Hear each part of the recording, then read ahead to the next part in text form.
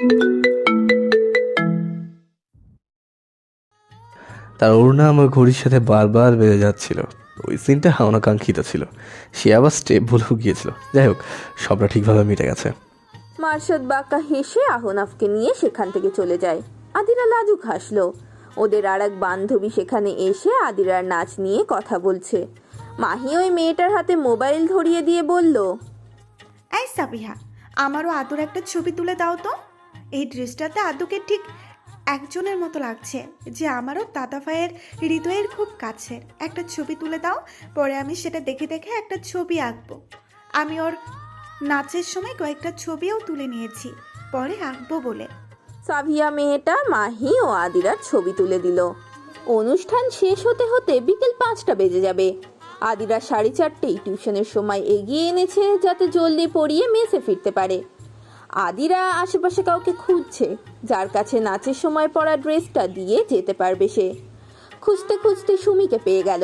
সুমির কাছে ড্রেসটা দিয়ে সে 4টের দিকে ভার্সিটি থেকে বেরিয়ে যায়। স্টুডেন্টের বাড়ি বেশি দূরে নয়, হেঁটে গেলে 20 কি 25 মিনিট লাগে। আগের দিন গলিতে গলিতে ঘোরার কারণে খুঁজতে বেশ বেগ পেতে হয়েছিল। আদিরা টিউশন করাতে গেল।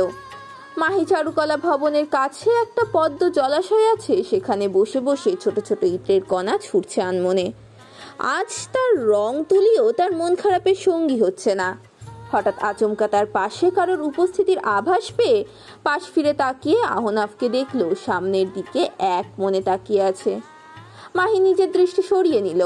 আবারও একই কাজ করতে গেলে আহনাফ মাহির হাত ধরে ফেলে বলে, এত সুন্দর ফুটন্ত পদ্ম দেখেও তোমার মনের বিষণ্ণতা কাটেনি?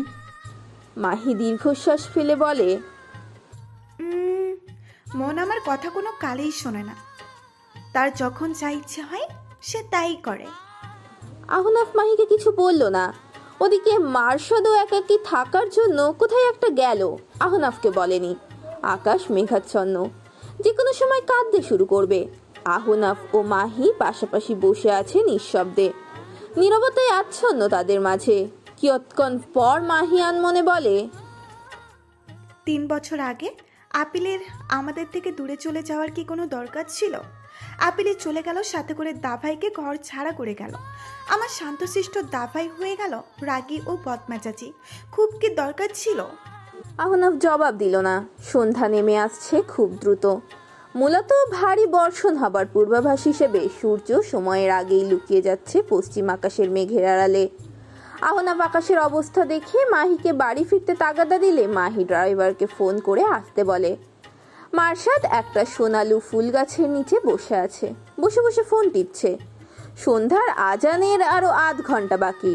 রাস্তার পথচারী হাঁটার জায়গায় মার্শাদ বসে আছে, সাথে একটা রিকশাওয়ালাকে দাঁড় করিয়ে রেখেছে সে। সোনালু ফুল পুরো রাস্তায় চাদরের মতো ছড়িয়ে আছে। গতকাল রাতে বৃষ্টির দরুন ফুলগুলো ভেজা অবস্থায় লেপ্টে আছে। আর একটু দূরে কৃষ্ণচূড়া গাছের নিচেও ফুল ভেজা অবস্থায় চাদরের মতো বিছিয়ে আছে। কৃষ্ণচূড়া গাছটার নিচে বসার মতো অবস্থায় নেই, ভিজে স্যাঁতস্যাঁতে, তাই এখানে সোনালু ফুল গাছটার কাছে বসেছে সে। এই রাস্তায় বাস ও ট্রাক চলাচল করে না, প্রাইভেট কার ও রিক্সা চলে। আশেপাশে বড় বড় 2-1টা অট্টালিকা থাকলেও রাস্তাটা নীরব থাকে প্রায় সময়। ঘড়িতে 6:15 বাজার কিছুক্ষণ আগেই আদিরা হন্তদন্ত হয়ে একটা গলির থেকে বেরোলো। আজ তাকে স্টুডেন্টের মা জোর করে ছুটির পর চা নাস্তা খাইয়েছে। পড়ানোর সময় চা নাস্তা দেয়নি, কারণ স্টুডেন্টের মা প্রকৃতির রূপ বিশ্লেষণ করে মেয়ের টিচারের সাথে একসাথে চা পান করার ইচ্ছা পোষণ করেছেন। আদিরা বারবার আকাশে জমা কালো মেঘের দিকে তাকাচ্ছে, আবার হাতের বাটন মোবাইলের দিকে সময় দেখছে। তার অসাবধানতার কারণেই একটা রিকশার সাথে তার লেগে যেতে গিয়েও যায়নি, একদম নাক বরাবর রিকশাটা গেল তার। আশেপাশে কে আছে নাকি নেই তার দিকে তার বিন্দু মাত্র নজর নেই। সে তো বৃষ্টি ও সন্ধ্যার আগে মেসে ফিরতে পারলেই বাঁচে। আদিরা মার্শাদের পাশ দিয়ে যাওয়া ধরলে মার্শাদ আদিরাকে ডেকে ওঠে, ও মিস পার্পল কুইন, এত তাড়া কিসে তোমার যে আশেপাশে নজর নেই? আদিরা চমকে তাকালো। চেনা কণ্ঠস্বর শুনে মার্শাদকে দেখতে পেল সে। মার্শাদ বসা থেকে উঠে আদিরার সামনে গিয়ে পকেটে ফোন ঢুকিয়ে দাঁড়ালো। আদিরা অবাক কণ্ঠে শুধায়, আপনি এখানে ভাইয়া? মার্শাদ রুষ্ট হলো, আদিরার দিকে তীক্ষ্ণ দৃষ্টি নিক্ষেপ করে বলে, কেন, জায়গাটি তো তোমার নামে রেজিস্ট্রি করা নাকি? হ্যাঁ, না তো, তাহলে আমি এখানে আসতে পারবো না কেন? আর মুখ দিয়ে তো ভাইয়া ভাইয়া বলে ফেনা তুলে ফেলেছ, একটু তো দম নাও, চলো আমার সাথে। আদিরা ভীত হলো। নাচ শেষ করার মাধ্যমে তো সে মার্শাদের হাত থেকে রেহাই পেতে চেয়েছিল, কিন্তু তার হলো কই। আদিরা আমতা আমতা করে বলে, ভাইয়া সন্ধে হয়ে আসছে, আমাকে কি মেসে ফিরতে হবে। মার্শাদ কিছুটা সামনে এগিয়ে বলে, আমি কি বলেছি আমার সাথে ডেটে চলো? আদিরা তাজ্জব বনে গেল। আদিরার মনোভাবে লোকটা বেশি অহেতুক কথা বলে, কখন কি বলে বোঝাই যায় না। মার্শাদ ভ্রু চুলকাতে চুলকাতে বলে, তোমাকে বুঝতেও হবে না, চলো আমার সাথে। আদিরা বেঁকে বসলো, সে যাবে না। মার্শাদের কথায় নাচ তো করলো, তারপরেও কেন পিছু পড়ে রয়েছে তার? মার্শাদ গলার স্বরে গম্ভীর্যতা এনে বলে, দেখো আদিরা, সন্ধ্যা হয়ে আসছে, তখন তোমারই বিপদ। আমি তোমাকে অন্য কোথাও নিয়ে যাব না, তোমাকে তোমার মেস অবধি পৌঁছে দেবো। দেখো, রিক্সাওয়ালা আমাকে সে আধ ঘন্টা ধরে দাঁড় করিয়ে রেখেছি। আদিরা গলার স্বর খাদে নামিয়ে বলে, আমি একা যেতে পারবো ভাইয়া, আপনাকে কষ্ট করতে হবে না। মার্শাদ কপাল কুঁচকে বলে, তোমাকে কে বললো আমি কষ্ট করছি? আমি এখানে প্রায়ই একা একা বসে থাকতে আসি, আর এই রিক্সা আমার জন্যই ঠিক করা। প্রথমত তোমাকে দেখলাম, তাই ভাবলাম এটা আমার দায়িত্ব তোমাকে সেফলি তোমার মেসে পৌঁছে দেওয়া। চলো এবার, আমাকেও তো ফিরতে হবে, তোমার জন্য অযথা সময় নষ্ট করতে পারবো না। আদিরা কি করবে বুঝতে পারছে না। একটা ছেলের সাথে একসাথে রিক্সায় গেলে মানুষজন কত রকম মন্তব্য করবে, আর যদি রুমমেটদেরকেও দেখে ফেলে। মার্শাদ মনে হয় আদিরার ভাবনা বুঝলো। মার্শাদ ভাবলেশীনভাবে বলে, তোমাকে কিছুটা দূরেই না হয় নামিয়ে দেবো। আর এই রাস্তাটার সামনে একটা একদম নীরব গলি পড়ে, সেই গলিতে মাঝে মধ্যে কিছু ছেলেদের আড্ডা দিতে দেখা যায়। ওদের মনে কি আছে তা না তুমি জানো, আর না আমি। এখন ভেবে দেখো। আদিরা পরশুদিনের কথা চিন্তা করলো। সেদিন সে কয়েকটা ছেলেকে দেখেছিল, তবে তারা কিছু বলেনি বা করেনি। এমন সময় রিক্সাওয়ালা বলে ওঠে, আবামনি ভাইজান ঠিক কইছে, কিছু পোলাকো ওই মোড়ের দিকে দেখা যায়, আর আজকা তো অন্ধকার হইয়া আছে। আপনার লইগা ভালোই হইব ভাইজানের লগে গেলে। ভাইজানের মুই চিনি, বহুত ভালো মানুষ। আপনি চলেন, ডরায়েন না। আদিরা দিমানা করতে করতেও রিকশায় উঠল। মার্শাদ বাঁকা হেসে নিজেও রিকশায় আদিরার পাশে উঠে বসলো। আদিরা কিনারার দিকে চেপে বসলো, যা দেখে মার্শাদ আলতো হাসলো। রিকশাওয়ালা প্যাডেল ঘুরিয়ে চালাতে শুরু করলো। 10 মিনিটের মধ্যে আদিরার মেস থেকে কিছুটা দূরে আদিরাকে নামিয়ে দিয়ে মার্শাদ রিকশাতে করে চলে গেল। মাগরিবের আজান হয়ে যাবে 2 মিনিটের মধ্যেই। মার্শাদ ভার্সিটির হলের কাছে মসজিদের দিকে রিকশাওয়ালাকে যেতে বলল। হোস্টেলের ব্যালকনিতে দাঁড়িয়ে মার্শাদ ও আহনাফ সিগারেট ফুঁকছে। এটা ওদের একটা বাজে স্বভাব বলা যায়। রবিন, রিহান ও মৃদুল মোবাইলে গেম খেলছে এখন। আহনাফ সিগারেটের ধোঁয়া ছেড়ে কৃষ্ণ অম্বরে দৃষ্টিপাত করে মার্শাদকে জিজ্ঞেস করে, আদিরার পিছনে গিয়েছিলে? মার্শাদ নীরব হাসলো, কিন্তু জবাব দিল না। আহনাফ প্রতি উত্তর না পেয়ে বলে, আমি কিভাবে জানলাম জানতে চাইলি না? মার্শাদ ভাবলেশীনভাবে বলে, আমার বোনকে সঙ্গ দিতে গিয়েছিলি, তারপর সেখান থেকে স্টুডেন্ট পড়াতে গিয়েছিস। আহনাফও হাসলো। ওদের কথা শুনে মনে হচ্ছে দুই বন্ধু একে অপরকে নজরবন্দি করে রাখে। মার্শাদ একটু রম্য স্বরে পিঞ্চ করে বলে, তা তো টিউশন তো সন্ধ্যা 7:30 9টায় ছিল, তাই না? তাহলে ওই সময় কেন গেলি?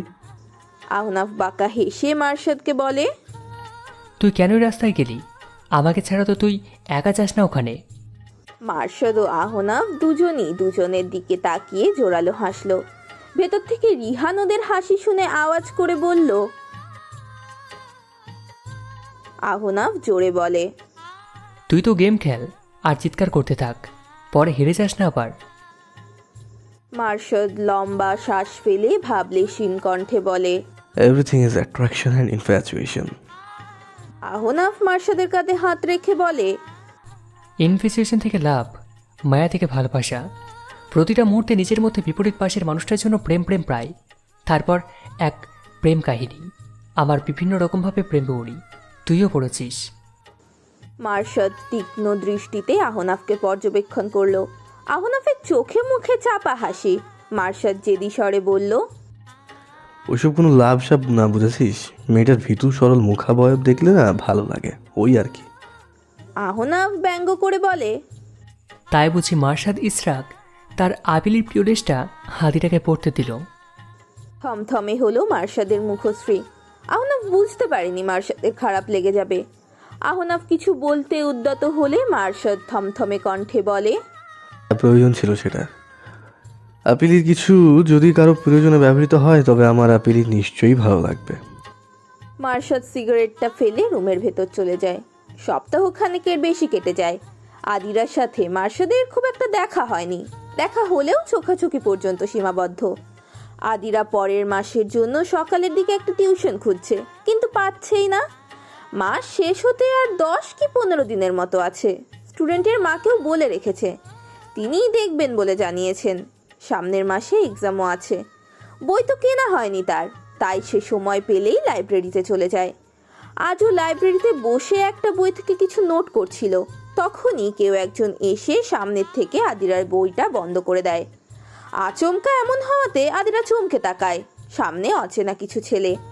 বেশভূষা আদিরার কাছে সুবিধার লাগছে না।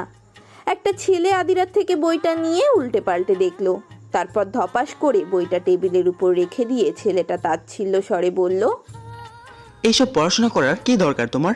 তোমার তো রিচ বয়ফ্রেন্ড আছেই। মার্শাদ, ইশরাক, ভার্সিটির সিনিয়রকে তো নিজের ইশারায় এনে ফেলেছ। তাহলে এইসব মোটা মোটা বই পড়ে সময় নষ্ট করা তো ইউজলেস। তা মার্শাদকে কিভাবে তোমার দেওয়ানা বানালে? রূপ দিয়ে বুঝি? আদিরার গা ঝিমঝিমিয়ে উঠল। প্রতিটা কথায় কতটা ঘৃণ্য গভীরতা আছে তা বেশ স্পষ্ট। ছেলেগুলোর বাজে মন্তব্যে আশেপাশের কিছু ছাত্রছাত্রী নিজেদের কাজ ফেলে উৎসুকভাবে চেয়ে আছে। ওই ছেলেটাই আবার বলে, চলো, তোমাকে সাগর ডেকে পাঠিয়েছে। মার্শাদকে কিভাবে নিজের জালে ফাঁসালে তা আমরাও জানতে চাই। কথাটা বলেই ছেলেটা সহ সাথে যারা ছিল তারা বিশ্রী হাসলো। আদিরার চোখে অশ্রুরা টলমল করছে। আশেপাশের কেউ এগিয়ে এলো না। 2-1 ছেলে উঠে বাইরে চলে গেল লাইব্রেরি থেকে। আদিরা কারো কিঞ্চিত পরিমাণে সহযোগিতা না পেয়ে মনক্ষুণ্ণ হলো।